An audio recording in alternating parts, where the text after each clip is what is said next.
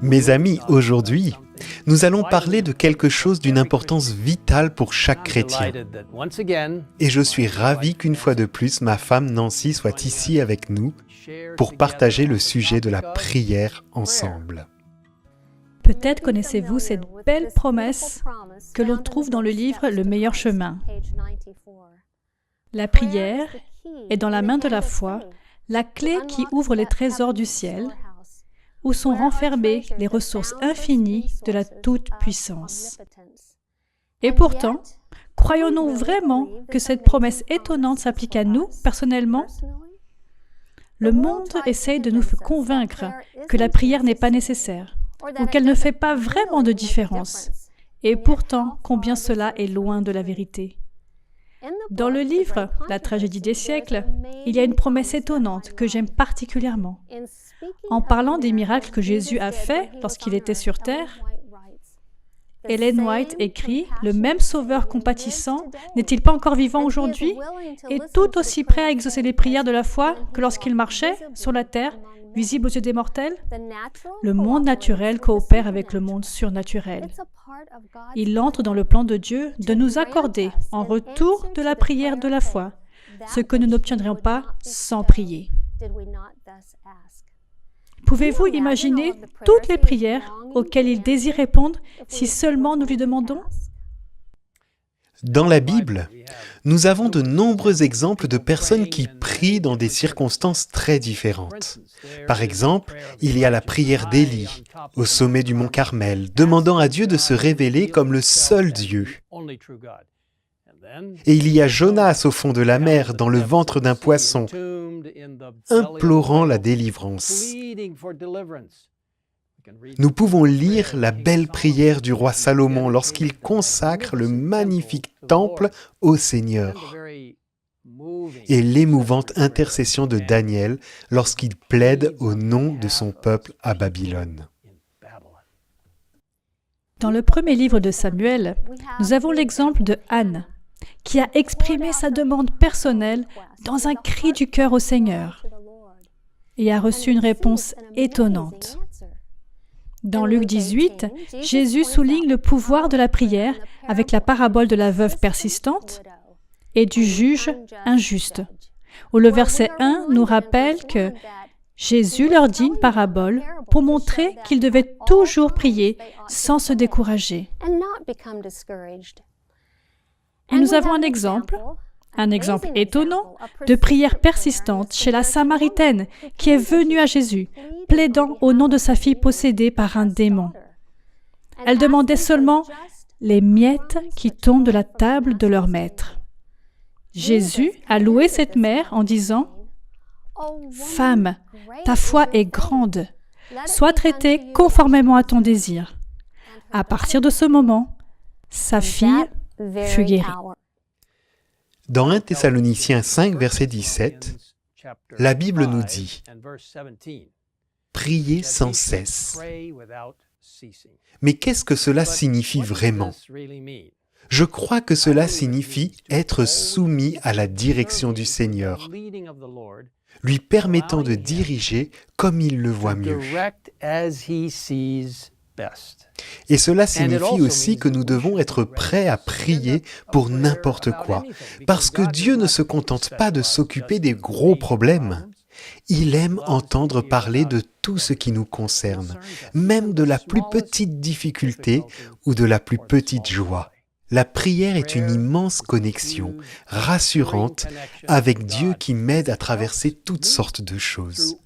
Je prie le matin en tombant à genoux du lit et en consacrant ma journée au Seigneur, demandant le Saint-Esprit dans ma vie, la pluie de l'arrière-saison et la sagesse. N'oubliez pas de demander la sagesse, revendiquant le texte de Jacques 1, verset 5. Puis, tout au long de la journée, que ce soit en étudiant la parole de Dieu ou dans une réunion, en demandant la direction et la sagesse de Dieu. Au fur et à mesure que la journée avance, les sujets de prière peuvent changer, mais ce lien demeure.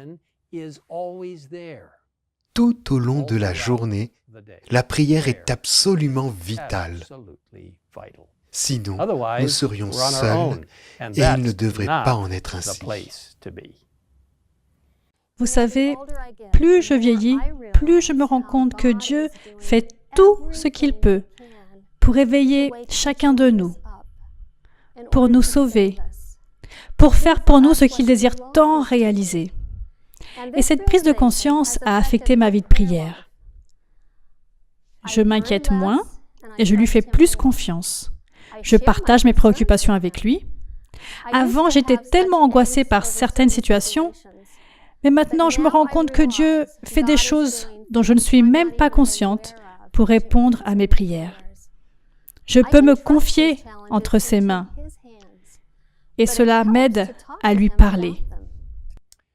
Ce sabbat 6 mars est une occasion particulière de prière, car des milliers de personnes dans le monde entier se réuniront pour prier à l'occasion de l'annuelle Journée mondiale de prière pour les femmes, organisée par le ministère des Femmes de la Conférence générale. De plus amples informations sur cette journée spéciale, ainsi qu'un ensemble de documents très utiles peuvent être téléchargés gratuitement sur le site women.adventist.org. Que le Seigneur nous bénisse, alors que nous comprenons mieux la nécessité et la signification de la prière, les bénédictions et l'importance de la prière dans chacune de nos vies, en particulier en ces temps difficiles que nous traversons. Merci Nancy. Et voudrais-tu prier pour nos frères et sœurs du monde entier et surtout pour cette journée spéciale de la prière pour les femmes? Bien sûr, inclinons nos têtes. Père céleste, quel privilège de se présenter devant toi, dans la salle du trône céleste. Quel accès incroyable nous avons avec notre Père céleste. Seigneur, aide-nous à réaliser combien tu désires nous entendre, combien tu désires entendre nos louanges. Et Seigneur, tu désires nous entendre, peu importe comment nous nous sentons sur le moment.